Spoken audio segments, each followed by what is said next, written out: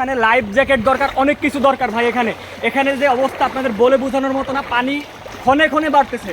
এখানে আমরা যখন যাচ্ছিলাম তখন শুকনা ছিল এখানে, এখন পানি আমাদের হাঁটু সমান পানি এবং স্রোত, প্রচুর স্রোত। এবং আমাদের এখানে পিছনে অনেক মানুষ আছে যারা বের হইতে পারে নাই, এবং তাদের কি বোট দিয়ে বের করতে পারবো কিনা তাও আমরা জানি না। আমরা এই পর্যন্ত সকাল থেকে 40 থেকে 50 জন বৃদ্ধ এবং শিশু এদেরকে আমরা বের করতে পারছি আলহামদুলিল্লাহ। এমন এমন জায়গা আছে যেখানে আমাদের গলা পর্যন্ত ডুবে গেছে, আমরা জীবনের ঝুঁকি নিয়ে সাতটায় যেয়ে ওখানে যেয়ে তারপরে আমরা উদ্ধার করতে পারছি।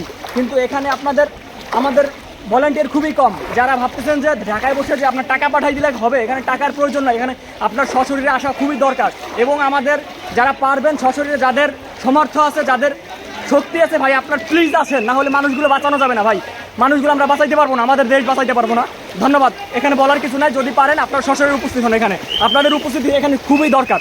এখানে ভলান্টিয়ার যা আছে খুবই পারতেছে না। এখন প্রশিক্ষিত যারা আছে, যারা সাঁতার পারে এবং যারা সাঁতার পারে এরকম ভলান্টিয়ার খুবই দরকার। এখানের অবস্থা খুবই ভয়াবহ। আপনারা যদি পারেন, যারা এখনো বসে আছেন, আপনারা যেভাবে পারেন হেঁটে পারেন। আমরা হেঁটে আসছি 10 কিলোমিটার, তারপরে আমরা বসে থাকি নাই, কারণ দেশ বাঁচাইতে হবে আমাদের। আপনারা যেভাবে পারেন চেষ্টা করেন। এখানে অনেক অনেক অনেক অনেক কিছু দরকার। এখানে অনেক